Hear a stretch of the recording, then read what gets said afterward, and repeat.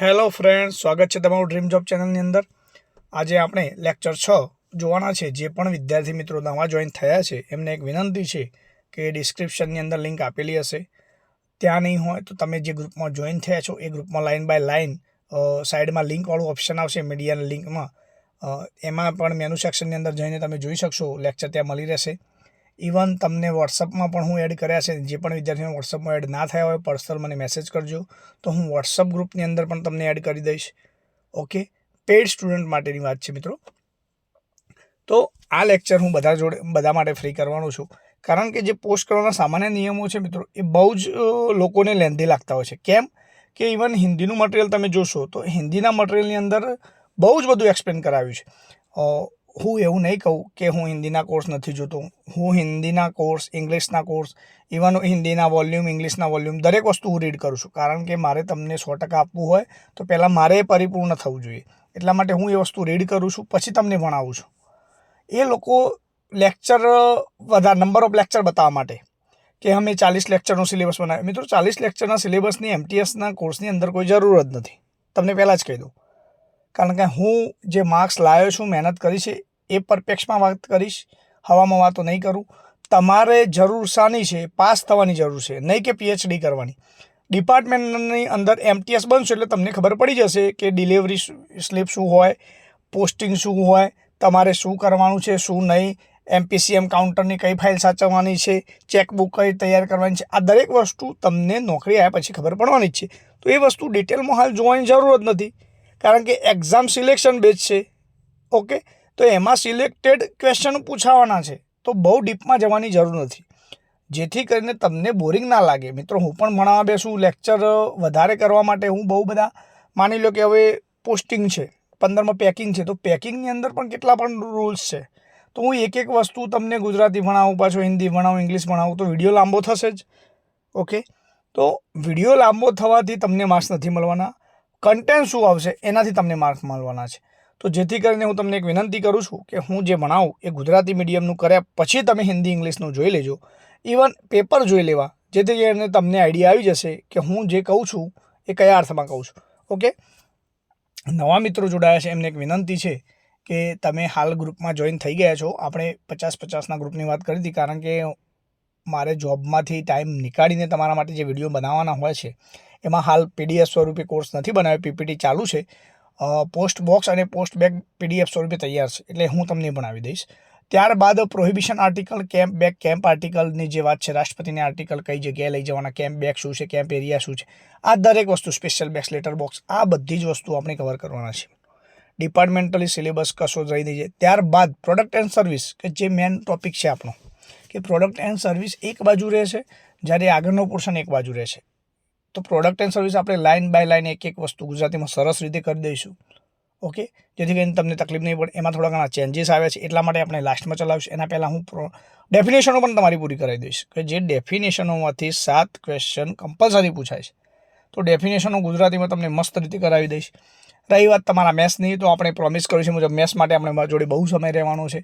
GK તમારી રીતે મિત્રો લુસન્ટની જીકે આવે છે, NCERT GCERT સિલેબસ આમાં કમ્બાઇન્ડ પૂછાય છે, એટલા માટે GCERTનો સિલેબસ વાંચશો તો તમારે ક્યારે પણ જીકે માર્ક્સ નહીં આવે। લ્યુસન્ટ જીકે કરી લેજો, ઇનફ છે। એમાં જે ડેટા આપેલો છે એ ડેટા મે બી પ્લસ માઇનસ હોઈ શકે છે આંકડાની પરપેક્ષમાં, આપણે ઉપર છેલ્લું જ જોવાનું છે। તમે બંધારણ જોવા બેઠો, મેં તો બંધારણ વાંચો, તો બંધારણની અંદર હવે તમારે બંધારણની શરૂઆત ક્યાંથી થઈ? કેબિનેટ મિશનથી શરૂઆત થઈ, 1946થી શરૂઆત થઈ, કયા પંચથી થઈ, એના અધ્યક્ષ કોણ હતા, ઝંડા સમિતિ બનાવી તો જવાહરલાલ નહેરુ અધ્યક્ષ, ટોટલી વસ્તુ તમારે મેઇન હાઇલાઇટ જોવાની છે, કે રાષ્ટ્રીય અધ્યક્ષ સમિતિ બનાવી એ વખતે એના અધ્યક્ષ કોણ હતા, પ્રથમ બેઠક થઈ તો એમાં મહિલા સભ્યો કેટલા હતા, ઓવરઓલ જે તમારો આપણું બંધારણ બન્યું એ વખતે મહિલા સદસ્યો કેટલા હતા, 284 લોકોએ હસ્તાક્ષર કર્યા, તો કેટલા લોકોએ ક્વેશ્ચન મિત્રો ડિફિકલ્ટી, હવે માની લો કે બંધારણ ક્યારે અમલમાં આવ્યું, આ બધા ક્વેશ્ચનો ટિપિકલ છે, એ નહીં પૂછાય। કોમ્પિટિશન ટફ કરવા માટે ક્વેશ્ચનો એની આજુબાજુ જ આવશે, તો તમારે બંધારણ વાંચવા બેસો એટલે આ વસ્તુ કરવાની છે કે આપણું બંધારણ ક્યાંથી લીધું? બ્રિટનમાંથી શું સ્વીકાર્યું? સંસદ। અમેરિકાનું પદ ક્યાંથી સ્વીકાર્યું? રાષ્ટ્રપતિનું પદ અમેરિકા, ચૂંટણી, આ દરેક વસ્તુ કઈ વસ્તુ ક્યાંથી સ્વીકારી એ વસ્તુ જોઈ લો। હું તમને હિન્ટ આપી છે પહેલા લેક્ચર ડેમોની અંદર કયો સિલેબસ છે, તો એમાંથી તમારે શું સિવિક્સ નાગરિક શાસ્ત્ર મિત્રો, નાગરિક શાસ્ત્ર બીજું શું છે તો કંઈ નથી કે રાષ્ટ્રપતિની ઉંમર કેટલી હોવી જોઈએ, વડાપ્રધાનની ઉંમર કેટલી હોવી જોઈએ, આ બધા પ્રશ્નો જે નાગરિક શાસ્ત્રના પંચાયત રિલેટેડ પ્રશ્નો છે બહુ ઓછા આવે છે મિત્રો. તો નાગરિક શાસ્ત્ર એ કંઈ અલગ ભાગ નથી, બંધારણ કરશો એટલે આવી જશે. બંધારણમાં બહુ ડિટેલમાં કરવાની જરૂર નથી. ચૂંટણી હમણાં જઈ તો ચૂંટણી માટેનો આર્ટિકલ કયો છે મિત્રો એ આપણે જોઈશું. ચૂંટણી પંચ શું છે, ચૂંટણી પંચના વર્તમાન અધ્યક્ષ કોણ છે, કોમ્યુનિકેશન મિનિસ્ટર કોણ છે, એ તો બધા તૈયાર કરીને જ બેઠા છું, જ્યોતિરાદિત્ય સિંધિયા છે. તો એમાં જે પ્લસ માઇનસ થાય એ કરંટના પરપેક્ષમાં 10 ક્વેશ્ચન મિત્રો પૂછાય છે, એમાંથી 5 થી 6 કવર કરવાના છે તમારે, અને હું તમને કરાવી દઈશ. તો બહુ તમારે લોડ લેવાની જરૂર નથી અત્યારે. બસ શાંતિથી શાંત મને દિવસનો એક વિડીયો જોવો, જીકે જેટલું થાય એટલું કરો, આરામથી પરીક્ષા પાસ કરી દેશો. ઓકે. ત્યારબાદ જોઈએ હવે પોસ્ટ કરવાના સામાન્ય નિયમો. ક્લોઝ નંબર 15 થી 25. ક્લોઝ 15માં શું વાત કરે મિત્રો, પેકિંગની વાત કરી છે. વસ્તુઓ મજબૂત કવરમાં પેક કરવી. જો વેક્સ ક્લોથનો ઉપયોગ કરાય તો તેનો અંદર કવર તરીકે જ ઉપયોગ કરવો. પેકિંગ એવી રીતે કરવું કે અણીદાર ધાર કે જેનાથી કર્મચારીને ઈજા થાય કે પત્રોને નુકસાન થાય એવી વસ્તુઓ મૂકવી નહીં. બુકિંગ પોસ્ટ ઓફિસ અને ડિલિવરી પોસ્ટ ઓફિસની 2 છાપ હોય છે મિત્રો. આ વસ્તુ શું કહેવા માગે છે કે માની લો આ ટપાલ છે, તો એની અંદર તમે સ્ટેપલર પિન મારો છો, તો તમે કાઉન્ટર ઉપર જ્યારે ગયા છો તો તમને એ વખતે ના પાડી હશે કે ભાઈ સ્ટેપલર પિન નહીં ચાલે, તો તમને એવું થાય કે વળી સ્ટેપલર પિન ના પાડે છે, નાટક કરે છે સાહેબ. મિત્રો એનું કારણ એક જ છે કે જે ચેનમાં આપણી ટપાલ ડિલિવર થાય છે, આરએમએસ ઓફિસમાં જાય, ત્યાંથી હેડ ઓફિસમાં જતી હોય, જે તે પોસ્ટ ઓફિસમાં જતી હોય, બીઓમાં જતી હોય, તો ત્યાં દરેક જગ્યાએ સોર્ટિંગ થતી હોય ટપાલ પોસ્ટમેન પીએ એમટીએસ દ્વારા. તો આ ટપાલ સોર્ટિંગ દરમિયાન જો સ્ટેપલર લગાવેલું હોય, પિન લગાવેલું હોય, તો અણીદાર ધાર, કારણ કે હજારો ટપાલ આવે મિત્રો, તો દરેક વસ્તુ સોર્ટિંગ કરવામાં સ્પીડલી કામ કરવું પડે. તો એ સોર્ટિંગ કરવામાં કર્મચારીને ઈજા ના થાય એ હેતુથી સ્ટેપલર પિનની મનાઈ છે. યાદ રાખીશું કે સ્ટેપલર પિનની મનાઈ કેમ છે, તો એના માટે. પછી 2 છાપ મારવામાં આવી છે. તમે એમપીસીએમ કાઉન્ટર ઉપર જાય કે મારે ટપાલ XYZ સરનામે મોકલવાની છે, તો ત્યાં મિત્રો એ લોકો શું કરશે, તો બુકિંગ પોસ્ટ ઓફિસ એટલે કે તમે જે જગ્યાએ ટપાલ બુક કરાવવા ગયા છો એનો એક સિક્કો મારશે કે ચલો ભાઈ એ આજની તારીખમાં એમટીએસનું કામ, એક એમટીએસ બુકિંગ પોસ્ટ ઓફિસનો સિક્કો મારશે. ત્યારબાદ ડિલિવરી થશે, ત્યાં ડિલિવરી ઓફિસ હશે, તેનો એમટીએસ સિક્કો મારશે કે ભાઈ આ બીટની અંદર આ ટપાલ જવાની છે, પણ સિક્કો હશે તો રિટર્ન થશે તો ખબર પડશે કે ભાઈ આ ટપાલ મહેસાણાથી, અમદાવાદથી, બરોડાથી રિટર્ન થઈ છે, જે તે પોસ્ટ ઓફિસથી. ઓકે મિત્રો, એટલા માટે ક્વેશ્ચન પૂછાય છે કે ટપાલની અંદર જે રજિસ્ટર સ્પીડ પોસ્ટ તમે મોકલો છો એમાં કેટલી છાપ હોય છે, તો 2 છાપ હોય છે, એક બુકિંગ પોસ્ટ ઓફિસની અને બીજી ડિલિવરી પોસ્ટ ઓફિસ. ત્યારબાદ જોઈએ sealing. Close number 16, 15 packing, 16 sealing, 17 સિક્કા. આ રીતે યાદ રાખીશું મિત્રો સિક્કામાં. 15 પેકિંગ, 16 સીલિંગ, 17 સિક્કા. તો તમને શું છે, ક્રમ પણ યાદ રહી જશે અને શું છે એ પણ યાદ રહી જશે. ઓકે. તો સાદી ટપાલને સીલ ના કરવાની હોય મિત્રો. જો સીલ કરવાની જરૂર પડે તો સીલ કરતાં પહેલાં એક ટિશ્યુ પેપરનો ટુકડો લાખ ઉપર મૂકવો. જે પણ જીડીએસ મિત્રો છે એમને ખબર છે, બેગ બાંધતા હશો એમની વાત છે કે બ્લેક કલરનો લાખથી તમે જે સીલ બંધ કરો છો, પછી સિક્કો મારો છો, ગંતવ્ય સ્થાન સુધી ટપાલ સુરક્ષિત પહોંચે એના માટે હોય છે. તો એ સીલિંગ પેપરનો ટુકડો મેં કે પછી જેથી કરીને ટપાલને નુકસાન ના થાય, કારણ કે તમે ડાયરેક્ટ ટપાલ ઉપર એ સિક્કો મારશો તો ટપાલ એ ઉખાડવા જશે તો ટપાલ વેસ્ટ જશે, ફાટી જશે. એના કારણે સાદી ટપાલને સીલ કરવાની જરૂર નથી. ઓકે. સિક્કાઓ વગેરે પોસ્ટ કરવા 17 નંબરના ક્લોઝની વાત છે. હવે આ શું છે, તો સિક્કા મીન્સ એટલા સિક્કા નહીં, તો એમાં બુલિયન આવે, એક પ્રકારનો પથ્થર જ આવે છે. કિંમતી પથ્થરો, આભૂષણ, સોનાની અન્ય વસ્તુઓ, ચલણી, બેંક નોટ, કરન્સી. તો મિત્રો પોસ્ટિંગ ઓફ કોઇન્સ જેને ઇંગ્લિશમાં કહેવાય ક્લોઝ 17, તો સિક્કાઓ છે એને વેલ્યુ પેએબલ આર્ટિકલ દ્વારા જ મોકલવાના, વીપી દ્વારા જ મોકલવાના, વીમા ઇન્શ્યોર કરીને મોકલવાના, જેથી કરીને વસ્તુ ખોવાય તો એનું વળતર મળવાપાત્ર હોય જે તે વ્યક્તિને. આ વસ્તુ આપણે ધ્યાન રાખીશું. અને આભૂષણ, આ ક્વેશ્ચન આ વખતેની એમટીએસમાં હતો કે આભૂષણની અંદર ઘડિયાળને કઈ રીતે પોસ્ટ કરી શકાય. તો મિત્રો ઘડિયાળ પોસ્ટ કરવાનું થાય તો એની ખોલ સોનાની આંશિક એટલે થોડી ઘણી અથવા પૂર્ણ, આ બંને પ્રકારના હોય તો એનો આપણે વીમા લઈને એ વસ્તુને પોસ્ટ કરી શકીએ છીએ મિત્રો. ઓકે. આ એક વસ્તુ યાદ રાખવાની છે. ત્યારબાદ જોઈએ ક્લોઝ 18. તો ક્લોઝ 18માં પત્રની વાત કરીશું મિત્રો, કે પત્ર, પોસ્ટકાર્ડ, ઇનરેલ લેટર અને પેકેટ ટપાલ પેટીમાં પોસ્ટ કરી શકાય. મશીન ફ્રેન્ક વસ્તુઓ ટપાલ પેટીમાં પોસ્ટ ના કરી શકાય. આપણે પ્રથમ લેક્ચરમાં વાત કરી એ મુજબ કે મશીન પ્રથમ નહીં, આના આગળના લેક્ચરમાં ફ્રેન્કિંગનો જે લેક્ચર લીધો હતો આપણે એમાં વાત કરી હતી કે ફ્રેન્કિંગ કરેલી વસ્તુઓ છે એને હંમેશા કાઉન્ટર ઉપર અપાય છે, એને ટપાલ પેટીની અંદર પોસ્ટ કરી શકાતી નથી. જો ટપાલ પેટીની અંદર પોસ્ટ કરવામાં આવે તો એ વસ્તુને ટ્રીટેડ એઝ અનપેડ તરીકે રિટર્ન કરી દેવામાં આવશે. અનપેડ ગણાશે એ વસ્તુ કે ભાઈ આ પેડ કરી શકાશે નહીં અને તમે એમના સામે કોઈ આર્ગ્યુમેન્ટ કરી શકશો નહીં. તો એ વસ્તુ આપણે યાદ રાખીશું. બાકીની તમે વસ્તુ છે એ ટપાલ પેટીમાં પોસ્ટ કરી શકશો.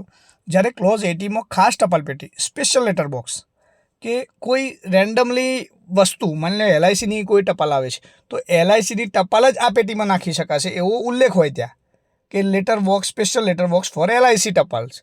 તો એવા ટપાલ બોક્સમાં તમે LICના ટપાલ નાખી શકશો. ONGCનું ટપાલ બોક્સ હોય તો ONGCની ટપાલ ત્યાં નાખી શકશો. ઓકે, કોઈ બલ્ક ટપાલ હોય તો ત્યાં બલ્ક ટપાલ નાખી શકશો. તો એને ખાસ લેટર બોક્સ. મિત્રો ઇમ્પોર્ટન્ટ આર્ટિકલ છે, ક્લોઝ છે કે ક્લોઝ 19માં શું વાત કરી છે તો ખાસ ટપાલ પેટીની, ક્લોઝ 18માં તો ઓનલી ફોર ટપાલ પેટી લેટર બોક્સની, ક્લોઝ 20માં કોઈ સાઇઝના કારણે ઓકે વસ્તુ ટપાલ પેટીમાં ના આવે તો પોસ્ટ ઓફિસ કે મેલ વાનની બારી પર આપી શકાય છે. કોઈ એવી હેવી સાઇઝ છે કે જેના લીધે ટપાલ પેટીમાં નથી આવતી તો એ આર્ટિકલ આપણે બારી ઉપર આપી દઈએ. ક્લોઝ 21ની અંદર રજિસ્ટર VP ચીજો પોસ્ટ ઓફિસની બારી પર જ અપાય છે, કારણ કે વેલ્યુએબલ છે, રજિસ્ટર છે, તમે એના પૈસા ચૂકવો છો, સ્પીડ પોસ્ટ હોય તો એને બારી પર જ આપવાની, વિન્ડો પર. MPCM કાઉન્ટર કહેવાય ને. એને જો કોઈ ચોક્કસ મેલ દ્વારા રવાના કરવી હોય તો મેલ રવાના થવાના સમય કરતાં અડધો કલાક વહેલી આપવી જોઈએ. જેના પર મોટી રકમની ટિકિટો લાગેલ હોય છે એવી વસ્તુ પોતાની હાજરીમાં જ આવી ટિકિટો રદ કરવા માટે બારી પર આપી શકાય. આ શું કહેવા માગે છે મિત્રો કે માની લો તમારે કોઈ ટપાલ આપવી છે, ટપાલ મોટી છે, મીન્સ કે કાઉન્ટર ઉપર મેકવાની જગ્યા નથી એવડી મોટી છે, હેવી માની લો કોઈ ક્લોથિસનું તમે બનાવતા હોય, ફોરેન પાર્સલ હોય મિત્રો, તો એ ફોરેન પાર્સલ બહુ મોટા આવતા હોય છે. તો ફોરેન પાર્સલ માટે MPCM કાઉન્ટરના જે PA હોય એ તમને એવું રિક્વેસ્ટ કરે છે કે તમે આ ટપાલ છે એ મેલ વાનનો 5 વાગ્યાનો સમય છે ટપાલ આપવાનો લેવા માટેનો, જે બુકિંગ થાય ટપાલો આપણે RMS ને HO ઓફિસમાં પહોંચાડવી પડે છે. તો એ વખતે તમે ટપાલ બુક કરો જેથી કરીને આપણને અવેરનેસ ના થાય. એટલે મીન્સ કે જગ્યાની અગવડતા ના પડે, કારણ કે દરેક પોસ્ટ ઓફિસમાં ફૂલ જગ્યા નથી હતી. તમે અમુક પોસ્ટ ઓફિસમાં જોઈશો તો ત્યાં મર્યાદિત જગ્યા હોય છે, કારણ કે કોઈકનું ભાડે મકાન લઈને ગવર્મેન્ટ પોસ્ટ ઓફિસ ચલાવતી હોય છે. તો ત્યાં મેલ વાન આવે એના પહેલાં પોસ્ટ બુક થઈ જાય તો સીધી મેલ વાનમાં જતી રહે એટલા માટે. અને એના ઉપર જે ટિકિટો લગાવેલી હોય એ ટિકિટો રદ કરી શકાય જેથી કરીને ટિકિટોનો ઉપયોગ બીજી વાર ના થાય. ઓકે, એ હેતુથી અડધો કલાક પહેલાં જણાવવામાં આવે છે. ક્લોઝ 22માં જાહેર જનતાને પોતાની મેલ જ્યારે તૈયાર થાય ત્યારે જ પોસ્ટ કરવાની સલાહ આપવામાં આવે છે. છેલ્લી ઘડીએ ટપાલ રોકાઈ જાય છે. બધા જાણીએ છીએ કે ટપાલ તૈયાર થાય તો અડધો કલાક પહેલાં પહોંચી જવાનું અને મેલ તૈયાર થાય એના પહેલાં આવી જવાનું. એટલે કે મીન્સ 5 વાગે જે તમારો મેલ વાહન આવતું હોય, ટપાલ MPCMનું કાઉન્ટર 3:30નું હોય તો એના પહેલાં પહોંચી જાઓ, કારણ કે 3:30 કાઉન્ટર ક્લોઝ થાય એના પછી ટપાલ લેતા નથી. તો ટપાલ તમારે તૈયાર થઈ હોય ત્યારે પહોંચી જવા જણાવવામાં આવે છે. મિત્રો સ્પીડ થોડી લાગતી હોય તો કહેજો, તો આપણે સ્પીડ થોડી ડાઉન કરીશું. એટલા માટે કે વિડીયો લાંબો ના થાય એટલા માટે હું સ્પીડલી થોડું ભણાવું છું. ક્લોઝ 23 ટિકિટ ચોંટાડવાની રીત. તો ટિકિટો સરનામાવાળા ભાગે ઉપર જમણી બાજુ ચોંટાડવાની હોય છે. જે આપણે સરદાર વલ્લભભાઈ પટેલની ટિકિટ હોય, જવાહરલાલ નહેરુની ટિકિટો હોય છે, આપણે બધી સત્યેન્દ્રનાથની ટિકિટો હોય છે, તમે જો બાલ ગંગાધરની ટિકિટો હોય છે, તમે જોયું હોય તો આ ટિકિટો સત્યજીત રેની ટિકિટ હોય છે. તો આ ટિકિટો જે આપણે સિમ્બોલ જોયું રેડ કલરનું અહીંયા આપણે ચોંટાડવાની હોય છે. 3 સેન્ટીમીટર ઉપરથી જગ્યા છોડી દેવાની હોય છે. આ વસ્તુ પ્રોડક્ટ એન્ડ સર્વિસમાં પણ જોઈશું, પણ અત્યારે યાદ રાખીશું ઉપરના ભાગેથી જમણી બાજુ ટિકિટ ચોંટાડવાની, 3 સેન્ટીમીટર જગ્યા છોડી દેવાની ટોપ કોર્નરથી. ક્લોઝ 24માં શું કહે છે? પોસ્ટની ન હોય એવી કોઈ ટિકિટ ચોંટાડવી નહીં. મિત્રો રેવન્યુ ટિકિટનો ઉપયોગ તમે ટપાલ પેટી તરીકે ટપાલ પોસ્ટ કરવા માટે ના કરી શકો. એ ઓનલી ફોર વેચાણ માટે છે અને એ કેન્દ્ર સરકાર બહાર પાડે છે, પોસ્ટ બહાર પાડતી નથી મિત્રો. આ વસ્તુ યાદ રાખીશું. રેવન્યુ ટપાલ ડિસ્ક્લોઝ કોણ કરે છે? તો કેન્દ્ર સરકાર કરે છે. એનું માત્ર પોસ્ટ વેચાણ કરે છે અને એ ટિકિટનો આપણે ટપાલ તરીકે ઉપયોગ કરી શકતા નથી. ઓકે, એ ઓનલી ફોર વેચાણ માટે છે. જ્યારે આ મેં જણાવી દે 25 પૈસાની, 50 પૈસાની, રૂપિયાની, 5 રૂપિયાની, 10 રૂપિયાની, 15 રૂપિયાની, 20 રૂપિયા સુધીની ટિકિટો છે મિત્રો. તો એ ટિકિટો આપણે ટપાલ પોસ્ટ કરવા માટે વજન પ્રમાણે સ્પીડ પોસ્ટ હોય રજિસ્ટર હોય એના વજન પ્રમાણે આપણે ટિકિટો ચોંટાડતા હોઈએ છીએ, જેથી કરીને જેટલી ટિકિટો ચોંટાડી એના પછીના જે પૈસા વધે એ પૈસા આપણે આપવાના હોય છે. ટિકિટો ઓછામાં ઓછી લગાડવાની 25 નંબરના ક્લોઝમાં વાત કરી છે. નાની રકમની વધારે ટિકિટો લગાડવાથી સરનામા માટે ઓછી જગ્યા બચે છે, પોસ્ટ ઓફિસનું કામ વધે છે અને કાગળનો દુર્વ્યય થાય છે. હવે આ વસ્તુ શું કહે છે? માની લો કે તમારે 25 રૂપિયા થયા, તો 25 રૂપિયાની તમે ટિકિટો લેશો તો 25 ટિકિટો થશે. તો જે સરનામું તમારે લખવાનું છે એ જ નહીં લખાય, ટોટલી કવર ઉપર ટિકિટો જ દેખાશે. તો એની જગ્યાએ તમે 5 રૂપિયાવાળી 5 ટિકિટો લગાવી દેશો તો 25 રૂપિયાનું ઓલરેડી કવર થઈ ગયું. તો એ પણ બુકિંગ થવાનું છે આર્ટિકલ. અને તમે રૂપિયાની 25 લગાવશો એ પણ બુકિંગ થવાનું છે, પરંતુ સરનામાઓ લખવામાં જ તકલીફ પડશે, જેથી કરીને પોસ્ટના કર્મચારીનો સમય બગડશે. તમને સમજાવવા માટે તમને કહેશે કે ભાઈ તમે 5 વાળી ટિકિટો લગાવો, જેથી કરીને સરનામું લખી શકો. તો બેટર છે કે આપણે કર્મચારી તરીકે જાણતા હોવા જોઈએ કે કસ્ટમરને આપણે એવું કહેવું જોઈએ કે ભાઈ ઓછામાં ઓછી લગાડવી, એટલે કે રકમ મોટી રાખવાની ટિકિટની, પણ સંખ્યા ઓછી આવી જોઈએ ટિકિટની. ઓકે, એ કયા ક્લોઝમાં વાત કરી છે? ક્લોઝ નંબર 25ની અંદર વાત કરવામાં આવી છે. ત્યારબાદ જોઈએ આપણે સરનામું કરવાની રીત. તો ક્લોઝ 26થી 34 સુધી આ વાત કરવામાં આવી છે કે સરનામું કઈ રીતે કરવાનું, લખવાનું કઈ રીતે. સરનામું આપણે ટપાલ મોકલવી છે તો સરનામું કઈ રીતે લખીશું, દરેક વસ્તુ યાદ રાખીશું ક્લોઝ વાઇઝ. ઓકે, કે પોસ્ટ કરવાના સામાન્ય નિયમો. તો પોસ્ટ કઈ રીતે કરવી, તો એ નિયમો 15થી 25ની અંદર છે. 15માં પેકિંગ, 16માં સેલિંગ, 17માં સિક્કાઓ, પોસ્ટિંગ ઓફ કોઇન્સ, 18માં પત્ર લેટર બોક્સ, 19માં ખાસ લેટર બોક્સ, 20માં સાઇઝ બલ્ક સાઇઝ, 21માં રજિસ્ટર ઇન્શ્યોર આર્ટિકલની વાત કરવામાં આવી છે મિત્રો. 22માં જાહેર જનતા માટે મેલ આવવા જવાનો સમયની વાત કરવામાં આવી છે. 23માં ટિકિટ ચોંટાડવાની રીત. 24માં પોસ્ટિંગ ન હોય તેવી ટિકિટ ચોંટાડવી નહીં. 25માં ટિકિટો ઓછામાં ઓછી લગાડવી. નાની રકમની વધારે ટિકિટો લગાડવાથી સરનામા માટે ઓછી જગ્યા બચે છે, પોસ્ટ ઓફિસનું કામ વધે, કાગળનો દુર્વ્યય થાય છે. 15થી 25 તમારે તૈયાર કરી લેવાના. ત્યારબાદ જોઈએ સરનામું કરવાની રીત. ક્લોઝ નંબર 26થી 34 સુધીમાં વાત કરી છે. સરનામામાં આપવાની વિગતો. તો સરનામું પૂરું ચોક્કસ લખવું, જેથી કરીને ટપાલ પહોંચાડવામાં સરળતા રહે. અધૂરું સરનામાના લીધે ટપાલ વિલંબ અથવા રદ થાય છે. તો નીચે તમને ઓપ્શન આપે કે અધૂરા એડ્રેસના લીધે, ઇનસફિશિયન્ટ એડ્રેસના લીધે મે કોઝ. તો નીચે લખેલા હોય કારણો કે શું થાય. તો તમારે યાદ રાખો ટપાલ વિલંબ થઈ શકે છે અથવા ટપાલ રદ પણ થઈ છે. તો બંને વિધાનો સાચા છે. ઓકે, સરનામું કવરની લંબાઈની સમાંતર. એક અક્ષર ઉપર લખ્યો હોય બીજો નીચે, એ રીતે નહીં લખવું મિત્રો. સરસ સુઅક્ષર લખવાનું, જેથી કરીને વંચાય. કે સરનામું કવરની લંબાઈની સમાંતર અને જમણી બાજુ નીચેના ભાગમાં વસ્તુની સીધી બાજુએ કરવું. હવે સરનામું એટલે કોણ? તો જે પોસ્ટ મોકલે છે એની વાત છે. પોસ્ટના ગામનું નામ મોટા અક્ષરે લખવું, સાથે પિન લખવું, પિનકોડ અવશ્ય લખવો, જેથી કરીને ટપાલ રિટર્ન આવે તો કયા સરનામે રિટર્ન કરવાની છે ખબર પડે. પૂરું નામ, વ્યવસાય, ઘર નંબર, મોહલ્લાનું નામ, શહેરનું નામ, પિન લખવા. જો પિન ના લખ્યો હોય તો જિલ્લા અને તાલુકાનું નામ લખવું. પિનકોડ ના લખો તો જિલ્લા અને તાલુકાનું નામ લખી દેવું. વિદેશના પત્ર પર સરનામા રોમન લિપિ અને અરેબિક ઓકડામાં કરવું. વિદેશના પત્ર પર સરનામું કઈ રીતે લખવાનું મિત્રો? રોમન લિપિ એટલે રોમન અક્ષરો પર અને અરેબિક ફિગર ઓકડામાં કરવું. આ મોસ્ટ આઈએમપી ક્વેશ્ચન છે. ક્વેશ્ચન પૂછાય છે કે વિદેશના સરનામા પર, વિદેશના એડ્રેસ પર કઈ ભાષામાં લખાણ લખવું? તો રોમન લિપિ, અક્ષરો રોમન ભાષાની અંદર અને ઓકડાઓ અરેબિક ભાષાની અંદર લખવા. ઓકે, આ વસ્તુ યાદ રાખીશું. મોકલનારનું નામ ડાબી બાજુ નીચેના ભાગે અથવા પાછળ લખવું. હવે આ પાછું તમે કહેશો આગળ સાહેબ તમે એવું કીધું જમણી બાજુ. તો મિત્રો જ્યારે એક જ ભાગનો તમે ઉપયોગ કરો છો તો તમે જમણી બાજુ નીચે લખી દેશો, પરંતુ જો આખી ટપાલમાં બંને બાજુ તમારે લખવું છે તો ટુ ફ્રોમ આપણે બધાને ખબર જ છે, ફ્રોમ ટુ. ઓકે, ફ્રોમ ડાબી બાજુ લખવું, ટુ જમણી બાજુ. તો મોકલનારનું નામ ડાબી બાજુ નીચેના ભાગે અથવા પાછળ લખવું, ટુ ફ્રોમ લખવું. કન્સેશન દરથી જતી વસ્તુઓ પર બુક પોસ્ટ વગેરે લખવું, એટલે કે જેના ઉપર કન્સેશન જે નક્કી થયું હોય. માની લો કે બ્લાઇન્ડ લિટરેચર છે તો એમાં કોઈ ફી નથી હોતી, તો એમાં એવું લખવું કે ભાઈ બ્લાઇન્ડ લિટરેચર છે, ઉપર બ્લાઇન્ડ સાહિત્ય છે કોઈ પણ પ્રકારનું, તો તેમાં જે તમને ટપાલનો જે ચાર્જ હોય છે એમાં રાહત મળતી હોય છે. સરનામામાં આપવાની વિગતોમાં ખાસ એ જ રાખીશું કે આ જ ક્વેશ્ચન પૂછાય છે કે સરનામું રોમન લિપિ અને અરેબિક ઓકડામાં કરવું જો વિદેશમાં તમે ટપાલ મોકલતા હોય તો. બાકીનું સરનામું કઈ જગ્યાએ લખવું? તો નીચેની બાજુ લખવું, ડાબી બાજુ. આ વસ્તુ આપણે યાદ રાખીશું.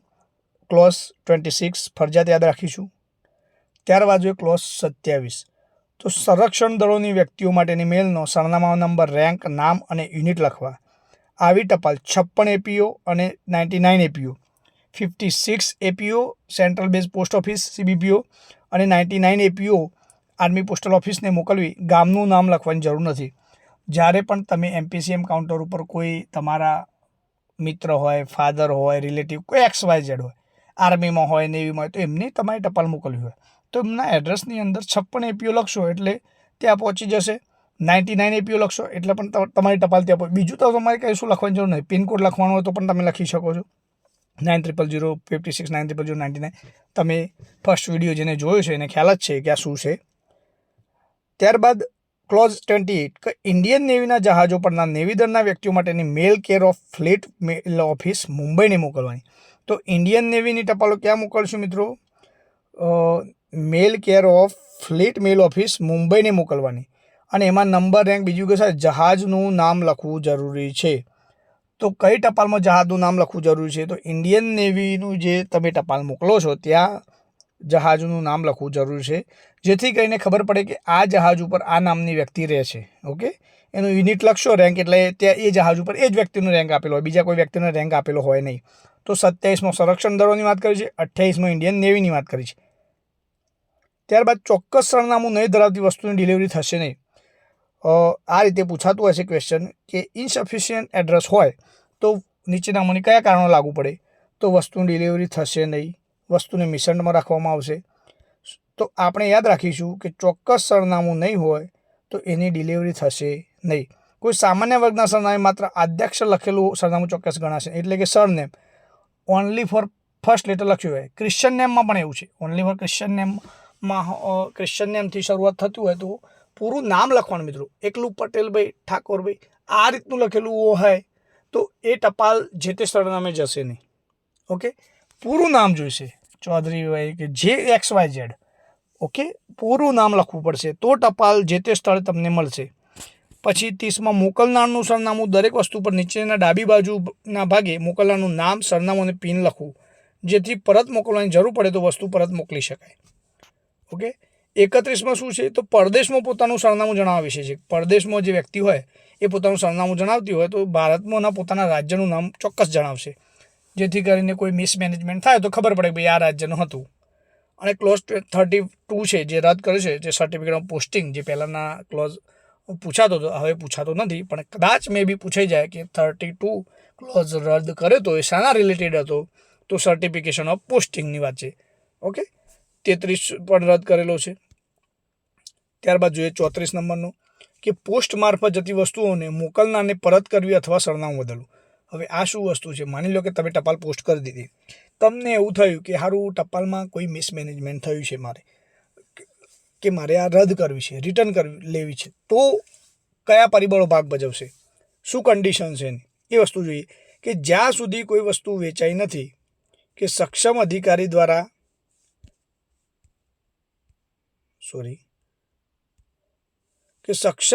દ્વારા જપ્ત નથી થઈ કે નાશ નથી કર્યા ત્યાં સુધી તે વસ્તુ પોસ્ટમાંથી પાછી ખેંચી શકાય છે અથવા તેનું સરનામું પણ બદલી શકાય છે.